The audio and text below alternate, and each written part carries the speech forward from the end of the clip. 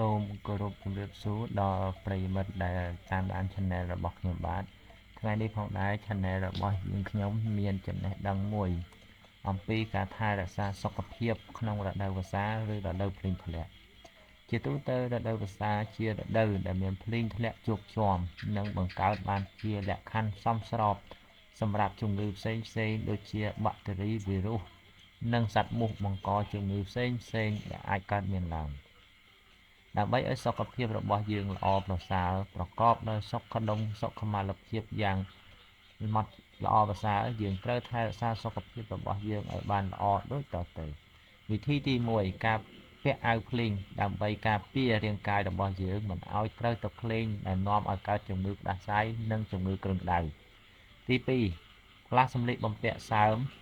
ពីព្រោះសម្លៀកបំពាក់សើមអាចបង្កទៅជាជំងឺផ្ដាសាយឬក៏បង្កើនសីតុណ្ហភាពដល់រាងកាយ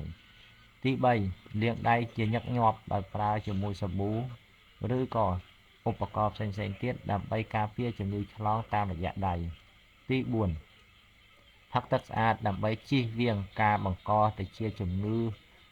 បញ្ហាពោះវៀនដូចជារាគរូសឬក៏ជំងឺផ្សេងៗទៀត5សម្អាតបរិស្ថានជុំវិញផ្ទះឲ្យបានស្អាតល្អដើម្បីជៀសវាងការកើតជំងឺគ្រុនឈាមដែលបង្កឡើងដោយសត្វមូសខ្លាឬក៏សត្វមូសដីគោលដែលបង្កឲ្យមានជំងឺគ្រុនចាញ់ដោយលុបបំបាត់នៅជម្រករបស់ពួកវាទី6សូមការពិនិត្យវិជ្ជសាស្ត្រនៅពេលដែលមានរោគសញ្ញាផ្សេងៗសូមកុំប្រើប្រាស់ថ្នាំដោយខ្លួនឯងប្រសិនបើមានរោគសញ្ញាដូចជាសីតុណ្ហភាពក្តៅខ្លាំងដកដង្ហើមថប់ឈឺពោះឬក៏រោគសញ្ញាផ្សេងៗទៀតដោយប្រញាប់ទៅរកវេជ្ជបណ្ឌិតឬក៏គ្រូពេទ្យជំនាញ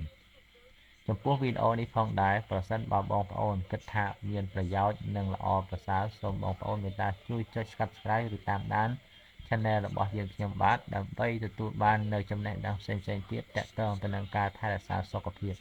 សូមអរគុណសូមជម្រាបលា